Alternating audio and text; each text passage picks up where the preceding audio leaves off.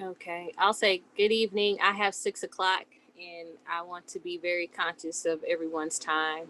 So thank you for being with us. And I do want to ensure that we have a quorum for our meeting before we begin. So I'm not sure if anyone can confirm that for me because I only see 12 people on my screen.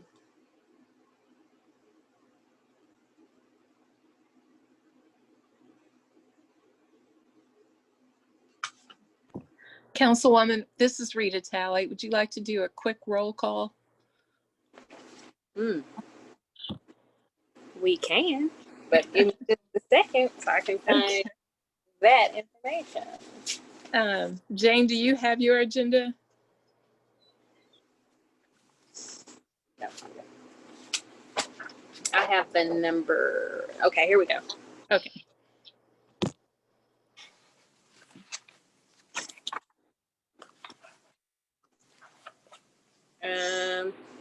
Okay, here is Mariana Adams with us. She's jumping on. She had another prior commitment. She'll jump on at 6:30. Okay. Clinton Hughes. Okay. Is Councilwoman Hammond with us? Okay. Councilman Todd Hughes is here. I saw your name. Oh, sorry. Is Councilman Stone with us? I'm here. Perfect. Councilman Mark Stone Cipher. Okay. Representative Chelsea Branna. Sade, I saw her. Jump on. Taz. Is Taz with us? Okay. Miguel. Lieutenant Miguel. Okay. Major Butler, I see you. Dr. Benjamin. Major Collins with us? Okay. Miss Valerie Couch, I see you. Raven Crisp. Pastor Crudup. Okay, you know what? I'm going to say we're here. We're just, I'm not going through all those names, y'all. Come on. Okay. I am going to trust that everyone is here that is a part of this committee. So first, good evening, and I don't want to waste any more time because I know we have a lot of things to discuss. I do need to read our video conference meeting information, and I want to again thank you for joining this conference meeting. We do have a few announcements to make regarding this teleconference meeting. So if the video conference is disconnected at any time during the meeting shall be stopped and reconvened once the audio and video connection is restored. If communications are unable to be restored within 15 minutes, items remaining for consideration will be placed on the special meeting agenda for October 29th at 6 p.m. via video conference. The agenda and documents are located on okc.gov. And anyone wishing to speak about an agenda item, please text 405-757-4429. Please provide your name, phone number, the item number, and the reason you wish to comment. Speakers will be allowed 2 minutes to comment. So I do ask that all participants keep your phones or your screens on mute until you are recognized to speak, and committee members will be allowed to ask questions or comment at any time during the meeting. And I do want for those who are fairly new or have not used the portion of raising your hand in the screen, please know that you can see it in you see up top where participants or more, depending on where your screen, where it may be located, there is a feature for you to raise your hand or a chat for you to ask questions or for us to communicate in that way. So with that being said, I believe I already called the meeting to order. If not, I call it to order now. Thank you. And again, welcome to everyone. And I just want to say thank you to all of our task working groups that have met. And I know there were a lot of great things and details discussed, and also The chairs and co-chairs for those working groups have also been determined, and I know we'll go into more information about that. And with that, I'll ask if our other co-chairs have any words. But before you go, Dr. Benjamin, I do want to let everyone on this call know as well. We had an opportunity to present the Human Rights Task Force information for an interim study that Senator Young is doing in establishing, or reestablishing, should I say, the Human Rights Commission for our state. So we were able to present the information of how we are working to reestablish ours on the city level, and gave all the great information of what we're doing and the work that's being done. So that will play a part in the conversations to come for the State Human Rights Commission to possibly be reinstated. So I wanted to thank Senator Young for allowing us the opportunity. And I also want to thank Dr. Benjamin and Mariana and also Dr. Hughes for the work that they've done in getting us thus far, and using that information is what we were able to present on this past Tuesday, if I'm not mistaken, at this interim study. So thank you again to all of our co-chairs for the work that you all are doing. I'll also keep my remarks brief. Thank you again for agreeing to serve on this task force, and we do have a lot to do tonight, so I will not waste any more time, but welcome. Okay, with that, we have our item 3 is the meeting notes, and you should have received the agenda as well as the notes and minutes attached to that. Are there any questions or any conversations that we need to add to that part of our minutes?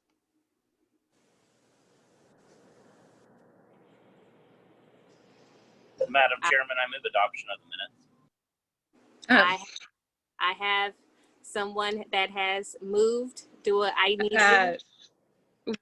Unless we have a quorum, we can't have a vote. So Do by we have acclamation, you could accept it.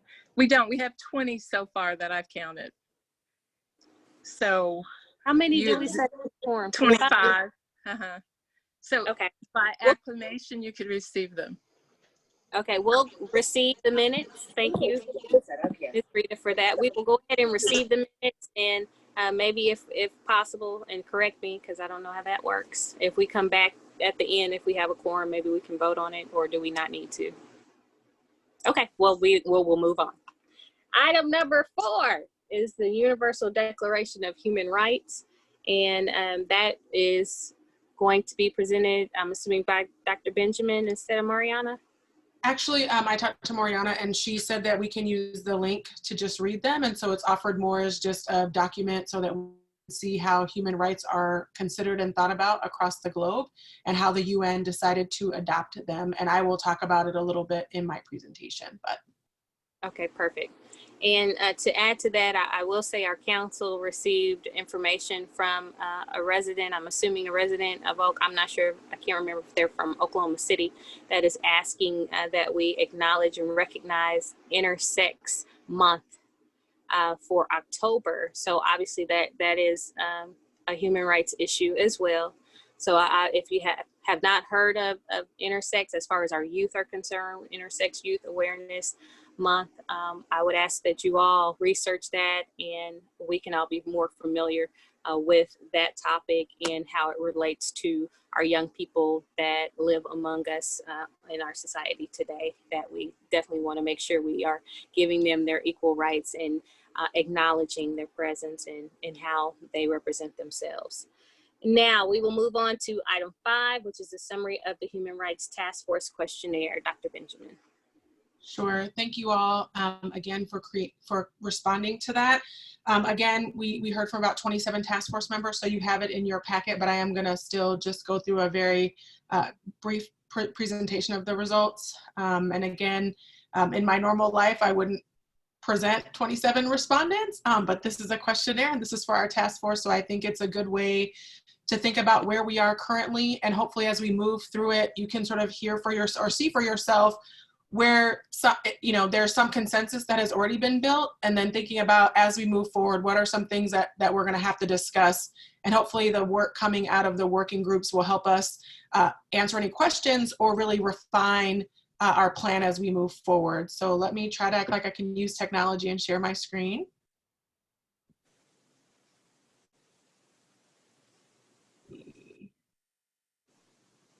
All right, but then I'm not presenting. Hold on. Okay, well, we're gonna have to just do it this way. Oh, no, we're not. Hold on, sorry, guys. Let's see, present. And now share. Zach, do I need to present and then share? You should. I saw your screen, so if you were presenting, you were sharing your screen and then just run the PowerPoint. There you go. I know, but And now, then if you go to present, yes. oh, okay, sorry, thank you, yes. Okay, so sorry, thank you all for your patience as I deal with my technology issues. Again, so we did hear from 27 of you all, so thank you again. Just getting started, as I was just mentioning, for 5 people, they offered the definition, the UN definition of human rights as their definition. And so as you can see, that includes human rights are inherent to all human beings, right? Oh no, sorry. So regardless of race, sex, nationality, ethnicity, language, religion, or any other status, human rights include the rights to liberty, life and liberty, freedom from slavery and torture, freedom of opinion and expression, the right to work and education, and many more. Everyone is entitled to these rights without discrimination. So that was what some people said. And then I tried to just quantify other answers. So 4 people did add sexual orientation, sexuality, and again, we do know that that's not in the current statute, but we do know that Norman has added it to their HRC. So I think this is an area open for discussion. 8 different respondents mentioned dignity and respect / humanity, just that's a basic human right that we are treated humanely. And then 3 people mentioned ability and accessibility, right? So we want to think about where that fits into our definition as we move forward. How do residents in the city of Oklahoma City currently report human rights grievances? So 7 people correctly mentioned the Attorney General's office. That is the current process that is used. 8 people were honest, thank you for that, and said they didn't know. I think many people don't know. 3 people did mention the police department. 2 people mentioned going to the city council, and 1 person said a human rights commission. So someone was optimistic in their survey, their questionnaire responses. We asked, what are some of the primary barriers to the exercise of human rights in Oklahoma City? I thought about the answers and broke them down into 2 different categories. 12 people mentioned things that we might consider structures, right? So the policies maybe are a barrier, a budget, right? That we don't, maybe there's some financial constraints, discrimination generally, classism, racism, language, right? How is the information made available to our residents? And then poverty, right? Those are more structural. But then people mention sort of this lack of information as another thing, right? That we don't know the mechanisms, or a lack of education, or a lack of support system, or that there's no formal process. So again, the consensus here sort of is that there are some structures, right? And the fact that we don't currently have a human rights commission might be a barrier, but also that even if we did, it would be really important that people understand the process by which a human rights commission works if it were to be reestablished. So then in trying to think about, well, what can we do to remove some of those barriers? Obviously, education, training, provide information. Some people said collecting data and doing some research. People did mention community-centered mechanisms, right? That it should come from within the community. People mentioned allocating funds, getting some budget allocation. Obviously 3 people said get an HRC. So again, people are being optimistic. People mentioned accountability and then transparency, which again, I think some of these themes are going to come up as we have our discussion. What is the process? We might think about what's the role there of transparency? How do we hold people accountable? Those types of things. So when we asked what role do you think the task force or Human Rights Commission should have in addressing the barriers, people said that naming some specific powers, they do think that a Human Rights Commission should educate, right? It can mediate, investigate, collect data, adjudicate or recommend policies, and coordinate outreach, right? And so in that sense, people were you know, very specific about what they think that a Human Rights Commission should do if it was reestablished.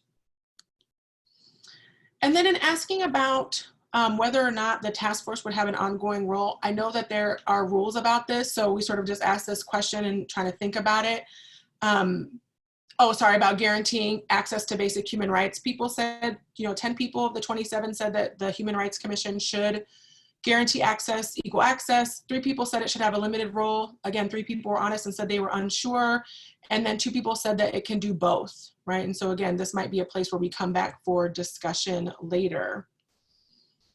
Sorry, this is where I think that there is a rule and Rita knows it, but we still asked about it, so I wanted to present on it. Again, it's pretty split, 50-50, that people want to abolish the task force once we sort of present and decide to move forward with an HRC or not. Some people thought that the task force should continue.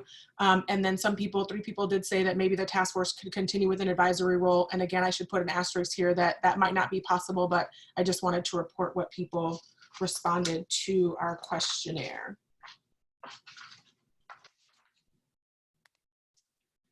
Next, we wanted to know what people thought the role for staff should be, right? And so one thing that was said was to fully fund the staff, you know, fully fund a staff and HRC, right? So that's a budget question.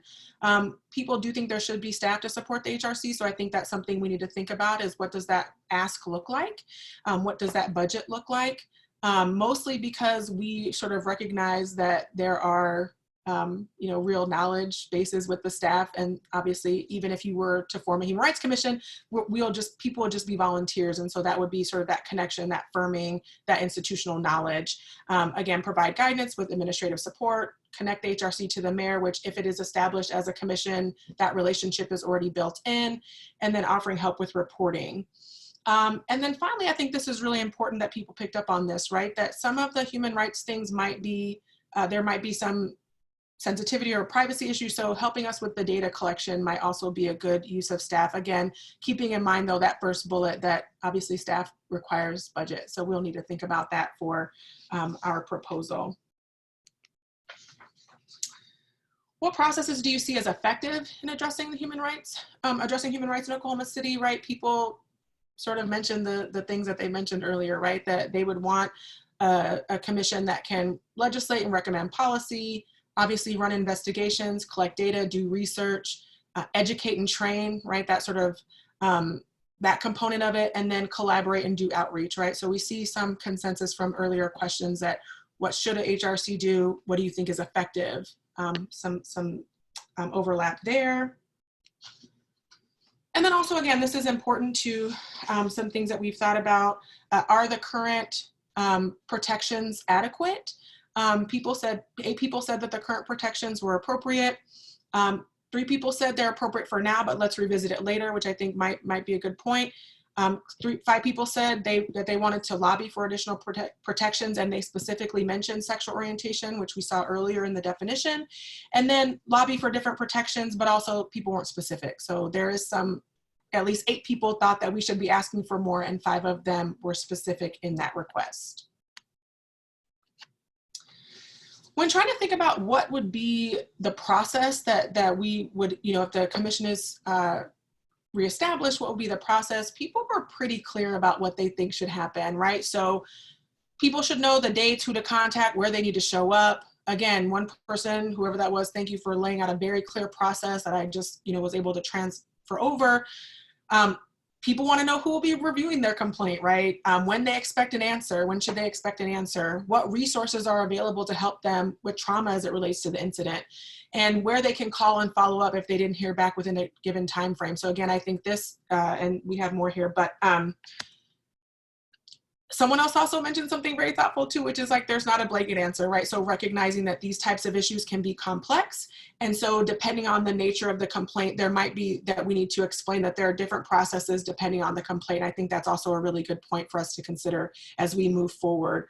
And again, people just asking for that transparency, right? That when someone files a complaint with us, that, with the commission, if it were to be reestablished, that we offer them a clear process from start to finish so that they're not, you know, feeling confused or unsure, that we've offered them all the information they need to know from start to finish, this is what your process will look like. Again, next steps, what to expect, information about how the process goes. And again, that we commit to a timely response, right? That this is not a long process, that we offer them some sort of time frame that we will try to respond to them and their case. People wanted, again, asking should there be an ad hoc or established committee for every complaint, right? Again, this is sort of, if it's reestablished, what does the process look like? Some people suggested just doing an initial review. People said it should be ad hoc, so we only meet as needed. Some people said a full hearing for any case. Again, those people sort of thinking ahead, it depends on the nature of the complaint. And then 2 people did offer that maybe if we had staff support, that there would be a way to screen it and then sort of distribute it based on some sort of rules that would be decided upon by the commission. And this was a big question, so the way I broke it down, here's the full question, but then we'll get to individually. And I think here you'll see that we have some decisions to make, or there's going to be a lot of discussion around this.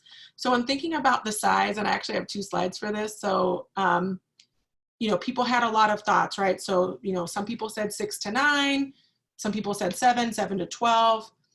Some people put caps no more than 15. Then as we move forward, I just did it by size, but people advocated for more.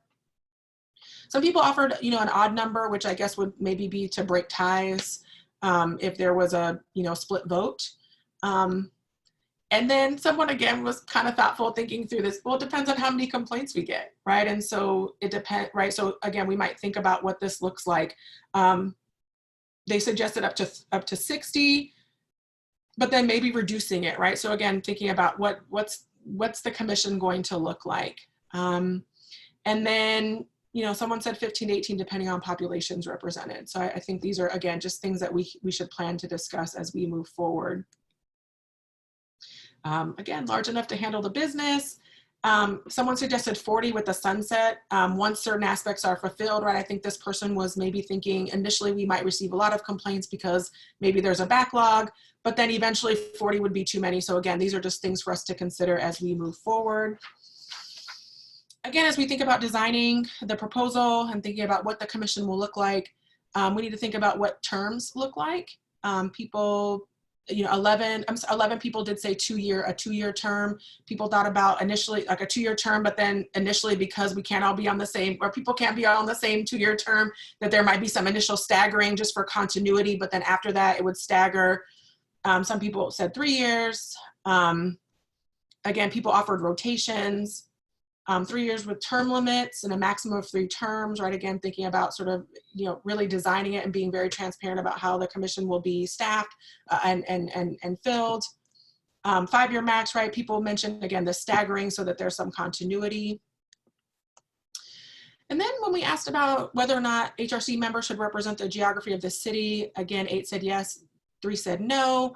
People said it might be good to think about doing ward appointments so that we do cover the geography of the city. Someone did mention it shouldn't be anything about geography or demographics. Let's focus on skills. So that might be part of the way that we write it, or even part of the application process for people applying to the commission, asking what skills people have. When asked about demographic representation, right, 14 said yes, 3 said no, and then people laid out different types of demographics that might need to be represented. Again, I think we can return to this, but it is to, again, just to get our minds thinking about, this is hopefully we'll have some information coming out of some of the working groups to help us think about what's the best practice about this and how should we think about it for our city. And then finally, I did include this miscellaneous slide just because I thought that people made some good points here. I think that we do need to think about what's the process by which people are removed, right? So if you don't show up for several meetings, if you're serving on the commission, is that a reason to remove, or is it only, right? So I think, again, this person was thoughtful. Let's try to think about the ways in which we both, fill the commission, and then what would be some reasons why someone might not be asked to serve again, or maybe be asked to not serve currently. And again, I think this person, we are looking, so we'll hear from the case studies report, but other people are doing research, right? So I think it's true. We should think about what other people are doing and then assess that in relation to the best needs of our city. And then again, someone said, let's talk about it in the meeting, and I respect that. So That's it. I'll take any questions now. Let me stop sharing my screen. I don't know if I can see everyone. Okay. I know we had one from David Hall. He had his hand raised. So if you do have a question, please raise your hand so we can properly recognize you. Thank you. Thank you. So my question is simple. It's just knowing how the council processes work as it relates to the budget. Will the Policy and Legislation Committee need to be the ones to sort of quote unquote write that budget piece, or will that be something that we do as a larger group? I think it could go either way. It might be that the Policy and Legislation group does some initial research. What are other budgets look like? What do other budgets look like for HRCs in other places, just to give us a range? We would want to know how big those cities are. Obviously, probably the New York City budget isn't going to inform our budget, but also a small town budget isn't going to inform our budget either. And then I think maybe to my mind, and I don't want to speak for the other co-chairs, but to my mind, it would be something that if it came out of that committee, it would be something to be discussed, because at the point we are, asking for the reestablishment, if there's a budget request, I think it would need to get a consensus out of this group as well. But I think that's a really good question. And it's something I know for case studies we're also considering, and it's part of one of our evaluation tools, as well as what budget does the HRC have or the department. So our committee will also have some of that data as well. But that's a great question. Yep. Ayana, I see you. Go ahead.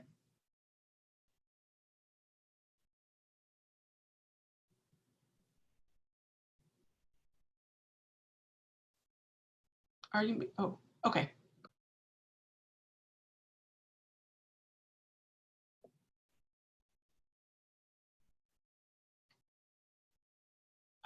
Is it just, I don't know. Is it just me? I can't hear. It doesn't look like her microphone is connected. Okay, maybe she can type her question in the chat. I don't know. Is there a chat? I think I spoke too soon. I don't think we have one. Oh, okay. Okay, well, we can come back to her. Can you hear me now? Oh, yeah. Sorry, go ahead. Yeah. Okay, sorry about that. The quick, I guess what I'm thinking about is that how do we make this a priority? Because you were talking about the New York City or the New York budget.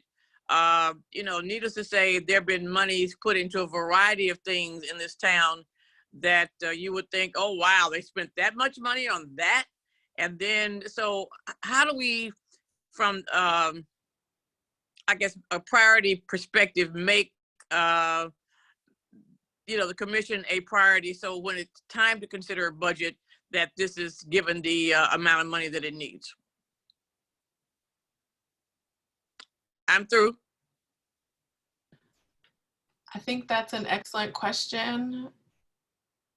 I don't know if I have the answer that I want recorded on this live YouTube. So I think that's something that we will discuss, but I take your point, right? That as we move forward, the recommendation that comes out of this group, I think that's an appropriate question. What's the best way to achieve our goal, which is, I think, to reestablish and also to make it a priority. And so I think I'll just note that I don't have a good answer right now.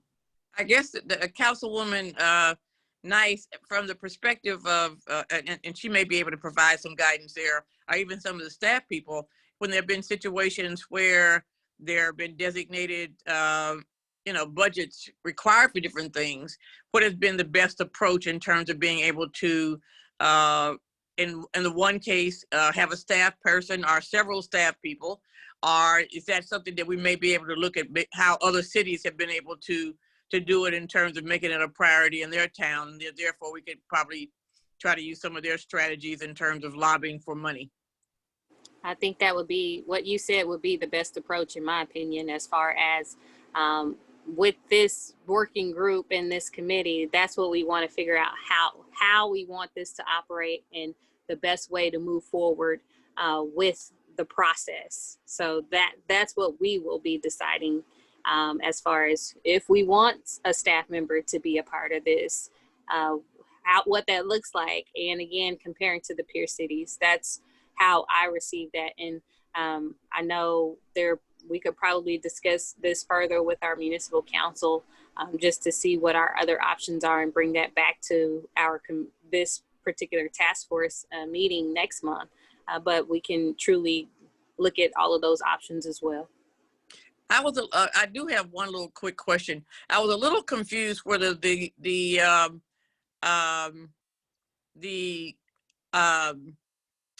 committee that's looking at other cities, is that the case study research on HRC's working group? Correct. Okay. Is that what you over, Dr. Benjamin? I'm not over it, but we are going to talk about because we need a co-chair. So yes. Okay. I was interested in that, and I thought that I missed another working group meeting, and I was saying, but I don't even think I signed up for that, so I wasn't quite sure. Well, that is your working group, so yes. Okay. And I just wrote down that I think we should add that to our evaluation is what did other cities do to get their HRC. So I just wrote that down, and I can add that to our work plan. Okay. We can talk later then. Thank you. Let's see, Seth, I see you, and then Reverend Crudup, I got you next. If I missed anyone, I'll move my screen. Thank you, Madam Chair. First, I'd like to say thank you for all the work that you put into the presentation. Very informative.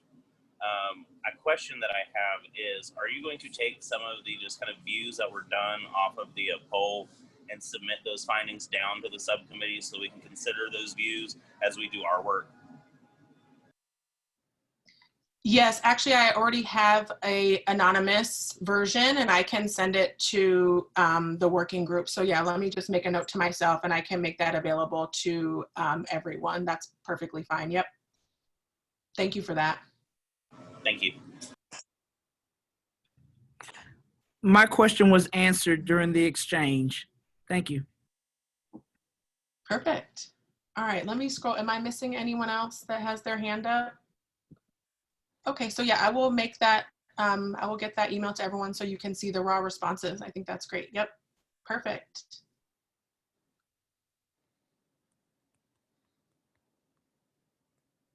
Okay, if there are no other comments or questions, we'll move on to the next item on the agenda. We are very efficient tonight. I appreciate that, y'all. Working group reports, and this is presented by the committee chair and co-chairs. So again, I want to give you all of the different working groups, case study research on HRC's policy and legislation. We also have status of human rights in the city, data collection and analysis, and working relationships. So we'll go in order of which they are listed for, and Dr. Benjamin, I'm not sure if you wanted to facilitate that part as well. And so, Councilwoman, I have the action plans that I can share on my screen, and we can go through them in order, if that works. Ms. Okay. Jane, do your thing.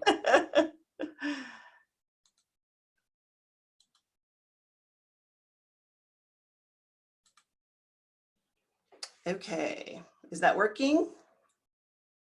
You can see action plan? Okay, very good. So I just have them in order. So whoever wants to talk about the case study.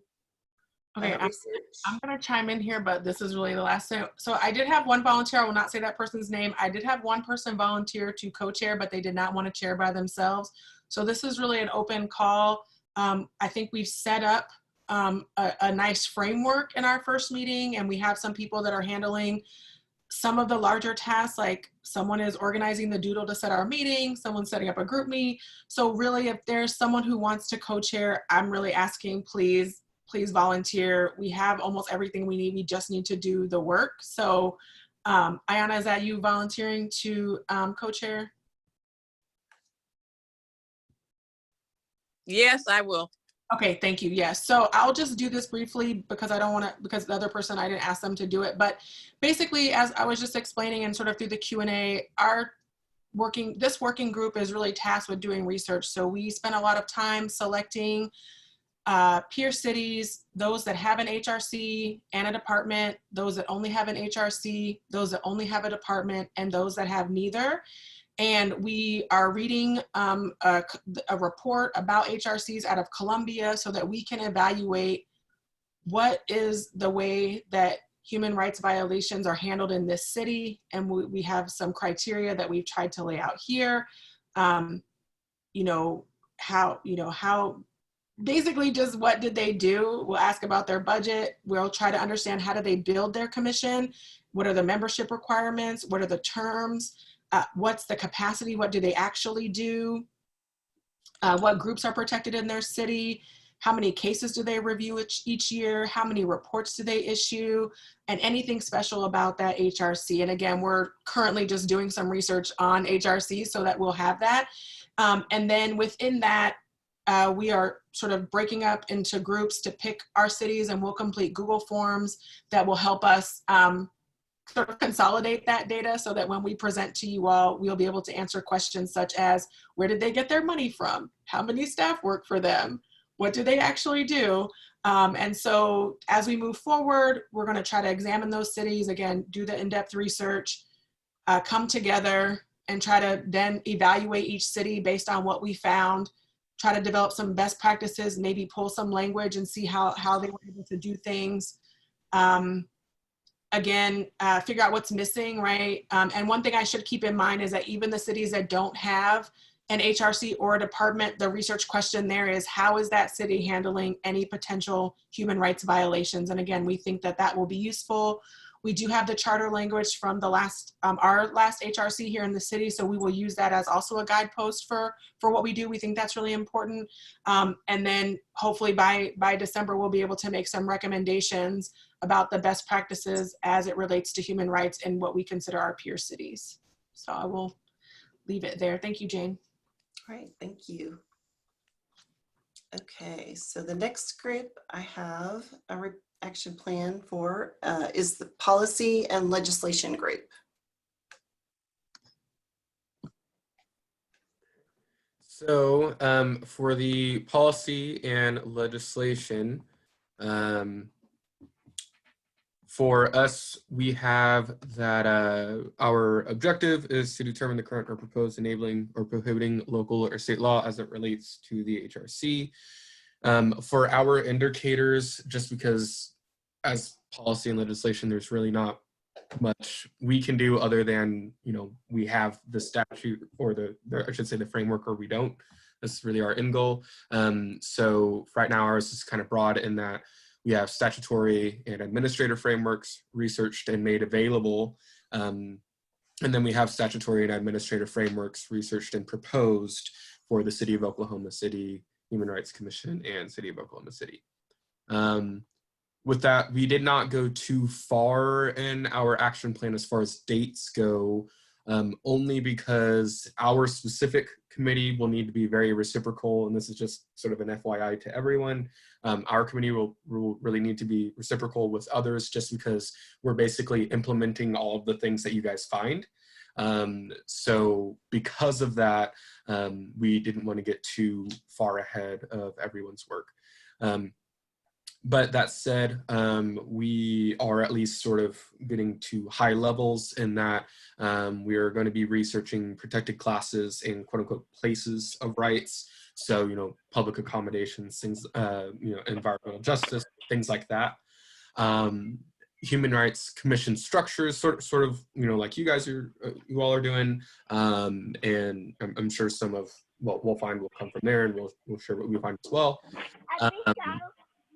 And then with that, some of what we're also looking at more specifically is and what will be important for the end result will be the enforcement of our human rights. Make sure everyone is on mute. Make sure everyone's on mute. I think we good now. Okay. All right. Thank you. Yes, and then just in case anyone missed it, sorry, we are also going to be making sure just the enforcement piece is a very important aspect. So we'll also be researching a little bit with that of how people ensure that whatever they've done is actually enforced. And then just as far as authority goes, relationship of human rights involved agencies, whether that's the AG or not. We do have some clarifying questions, but those will be more offline that we need to find out. And then just as far as, how far our role might go. And then we're also going to research the former City of Oklahoma City statute that had the Human Rights Commission in it. Just as sort of, not to say that we're going to use that, copy and paste, but, it has already been in there, passed all the legalese, etc. So it is nice to know what the quote unquote base would look like. Other than that, our plan is to have a quote unquote broad goal. Don't worry, we'll think of a better version, but a broad proposed framework that is sort of our end goal that encapsulates everything we think truly needs to be addressed within human rights, whether we are able to put that in statute or not. And then we'll have a tailored, like taken from that, we'll have a sort of tailored proposal that we know for a fact can work within the legal confines that we have as a Human Rights Commission.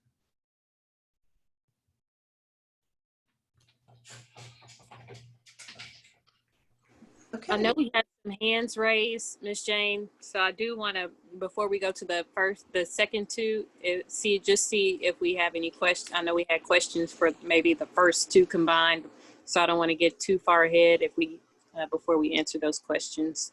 And I see hands raised, and I would like to make sure I get them. Sade? Hello, Councilwoman Nikki Nice. How are you? I'm well. How are you?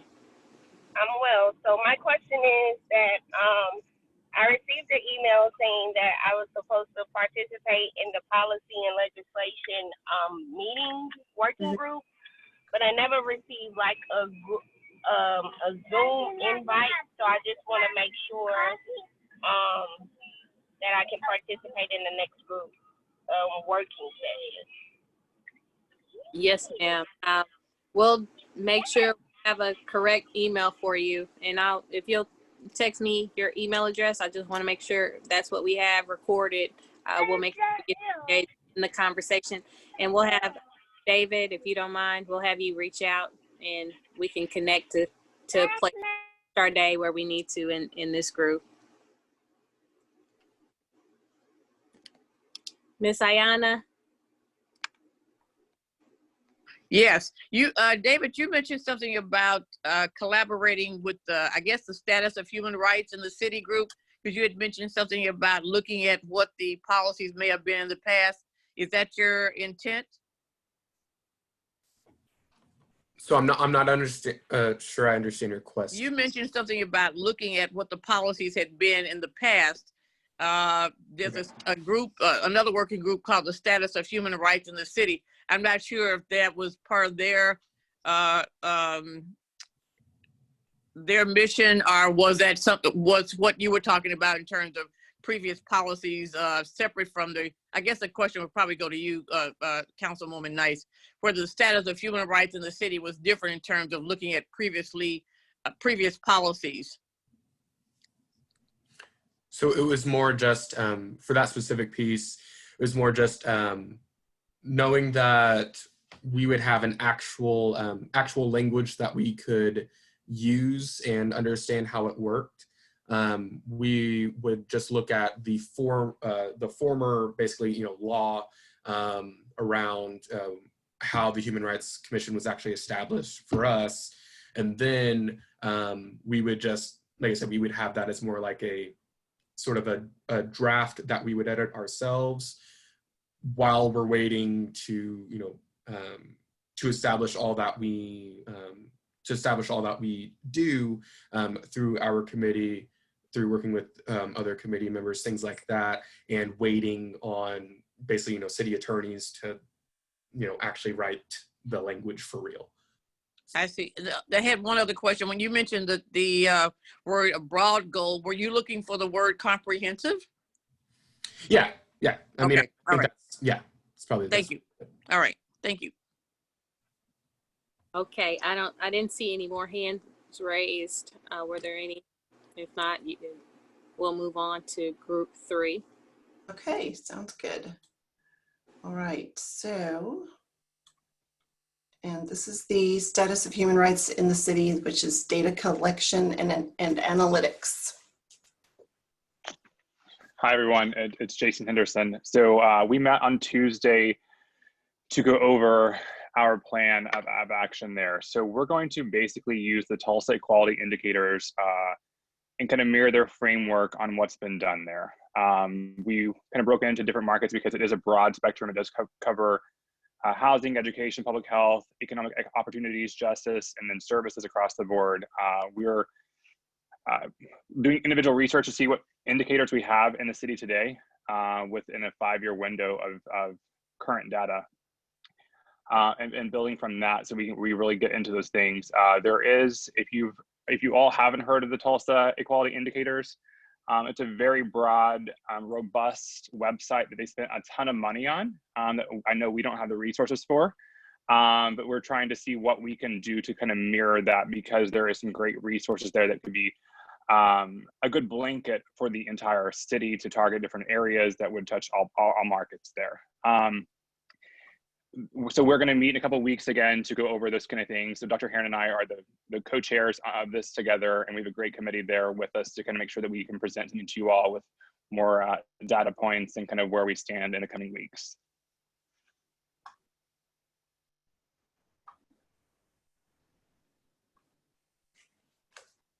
I don't see any hands raised, so we'll go ahead and move on. Thank you, Jason. Okay, and then the last group is the working relationships group. Good evening, everyone. So our objective, we decided, was to establish interagency understanding as it relates to education, investigation, and enforcement of HR-related matters. Dr. Benjamin mentioned earlier during her presentation that there were several comments, I think, in the questionnaires about, hey, are we going to expand the scope of what a potential HRC could do? So that is something that could also be altered, I guess, in what we look at. So our indicators, we wanted to first develop an internal type of matrix or an evaluation checklist for these identified agencies, and we did that. We identified basically a handful of agencies. And we want to further examine the depth of their relationship. So that commitment from the agency, what does that look like? How many cases have been brought to HR? Mainly, what does resolution look like? Because a number of cases could be brought, or a number of issues, but what happens? Do they stall out? What is their process? What does resolution look like? Evaluation of each of those agencies that we identified. What is their overall human rights response? Do they have SOPs? Do they have, so standard operating procedures? Do they have some type of formal identified HR education? Is there a handbook? Is there maybe, for lack of a better term, an ombudsman person in a role in their in that agency or in that job? What else did we think about? We wanted to be sure that we were, if necessary, educating employers on laws. We wanted to make sure that we had a matrix of best practices, and what I like to call a bingo card of sorts, to kind of check off what they do and what they don't do. And we also wanted to, let's see, one of our indicators, we want to get in touch with the different agencies for data, definitely EEOC, but also get with nonprofits. I think we did also highlight the Center for Community and Justice in Tulsa. Let's see, we also looked at short and long-term goals, and we wanted to be sure to split, or at least identify, agencies and nonprofits and for-profits, and maybe even schools. So that came up. For us, we want to, so under our activities to achieve that objective, like we said, identifying these agencies, we want to determine the scope of work for each agency and the key points of contact. Develop that internal matrix or evaluation checklist, again, a bingo card for us. And then lastly, possibly finalize that objective with an executive summary that synthesizes everything that we did and the steps that we took.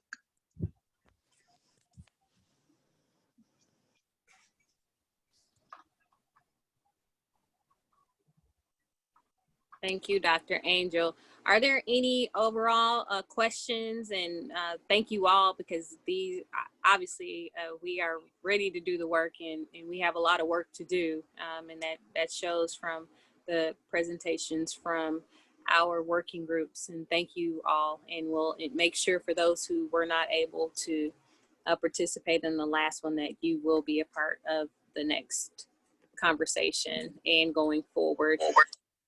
So again, Miss Ayana. I just had one quick question. When you were talking about the agencies you were going to look at, was the Department of Commerce, because at one point I understand there was some designation around contracts being given out to in some equitable way, as it were. Was the Department of Commerce down on your list by chance? It was not, Miss Ayana, but I have added it for consideration. Thank you very much. I don't know who gives out the contract money, but I would think the Department of Commerce would be could possibly be at the top of the list in terms of who gets what, in terms of major contracts. And it's, I understand they did away with that at one point. Maybe one of the other committees was going to look at that as it relates to the economic component, is what I was concerned about. Okay, thank you so much. My pleasure. Anyone else? Representative Branham.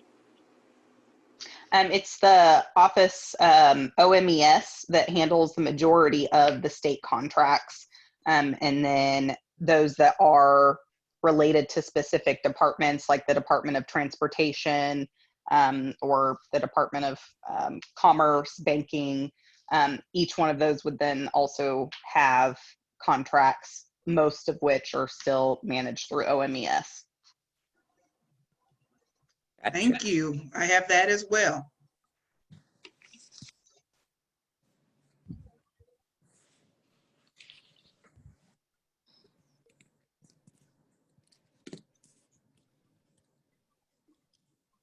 Any other feedback or questions?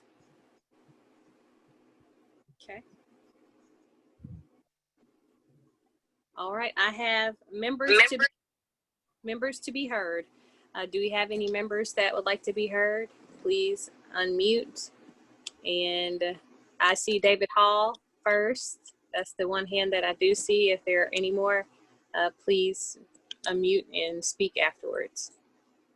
I just wanted to say, and I can just maybe go through Jane to make it easier on everyone, but I just want to say, like I said, our policy and legislation is going to need to be much more reciprocal for sure with other groups. So just know that after you guys meet, that in the future, and I'll get all this sorted out myself, but after you guys meet, it'd be great if we could just receive your notes after, so that way we can sort of have that feedback loop. And I promise I won't bug you unless we actually have questions about it. And it is recorded, so he promised he will not bug you. So, are there any other hands? Miss Ayana, you're unmuted, so I'm assuming you have something. No, as a matter of fact, I was just getting ready to mute myself. Yes, ma'am. Anyone else? Any other members? Okay. I have. Oh, I do have one thing to say. I just want to congratulate all the different working groups. They've been working like little beavers. And so congratulations. And also to you, Councilwoman, and Dr. Benjamin. I'm so happy that I'm around a bunch of smart people. That makes me warm my heart. But you know what they say, iron sharpens iron. So we appreciate that. And I heard beavers definitely get the work done. So, okay, I know we had, do we have any public comment? If you, I didn't receive it. No, Councilwoman, we do not. Okay, just wanted to make sure I recognize that. Y'all, we will be finished before 7. I am so excited for all of us. Yes, happy fingers for everybody. So our next meeting will be October 29th at 6 p.m. And Again, thank you for all of your dedication and work, because as you see, this is going to need our dedication in order for us to ensure that we are protecting the human rights of our city, and to protect everyone that comes to our city and decides to call it home. So we want to make sure we're doing that. So thank you for all of your dedication and your work. Dr. Benjamin, do you have anything before we let everyone go? Yeah, I do want to see if Moriana wants to say anything since she just hopped on. But also, if for some reason, I know if you didn't receive an email about what working group you're in, please email me. My email is abenjamin59@gmail.com, or contact Jane. We just want to make sure that people were aware. And I know within each working group, please be on the lookout for an email from your the co-chairs of those working groups, because they're going to be the ones that organize your working group meeting. So again, if you haven't been getting these emails, if you haven't received a follow-up about a doodle or something, please be in touch with us or let Jane know. But we just want to make sure that people are aware and that they know, things come up, but that you're aware of the working group meeting so that you can participate in them, because we do think everyone is really important and we do want to make it accessible and at a time that works for people. So especially now, as your group is planning to get those meetings scheduled, make sure that we have your correct contact information.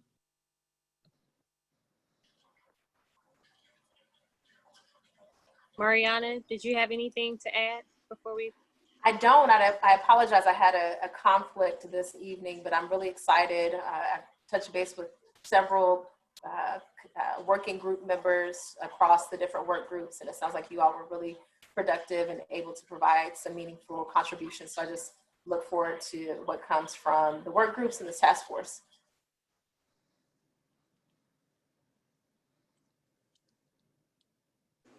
I see a video or a message that were questions on the board. So if there are any, just unmute and ask.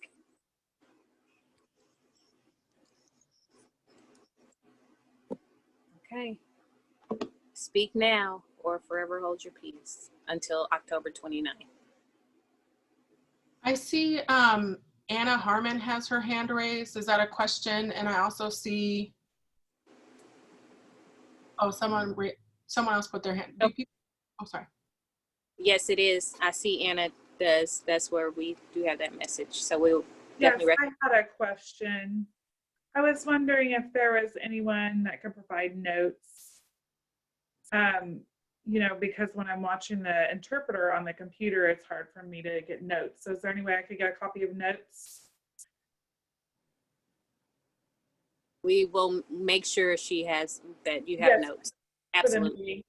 Absolutely. Absolutely. Okay, thank you.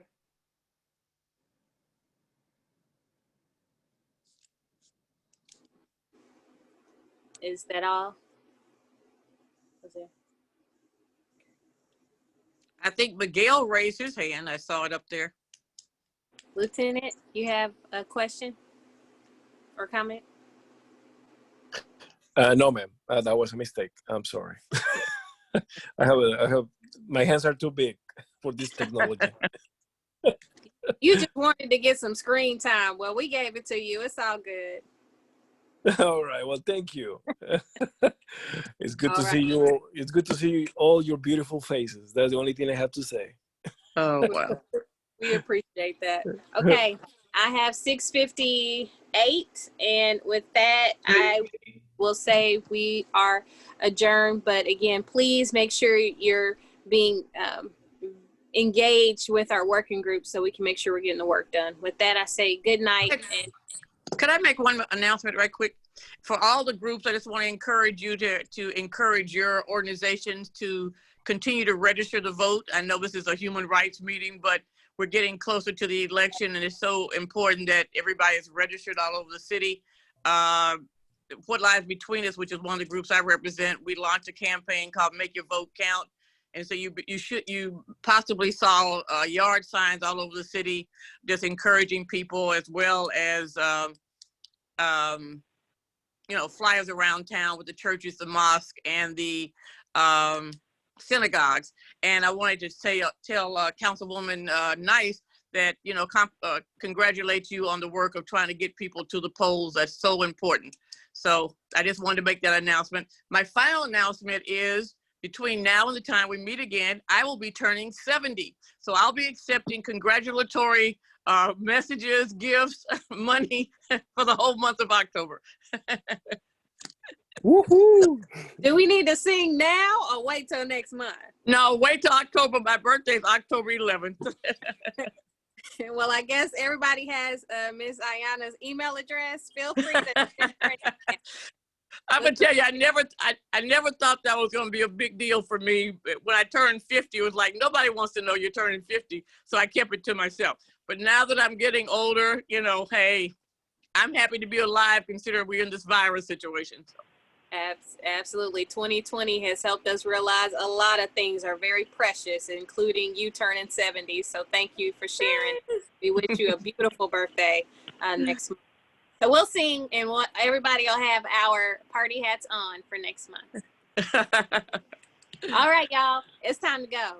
So y'all, I'll talk to y'all next month, and enjoy your evening. Thank you.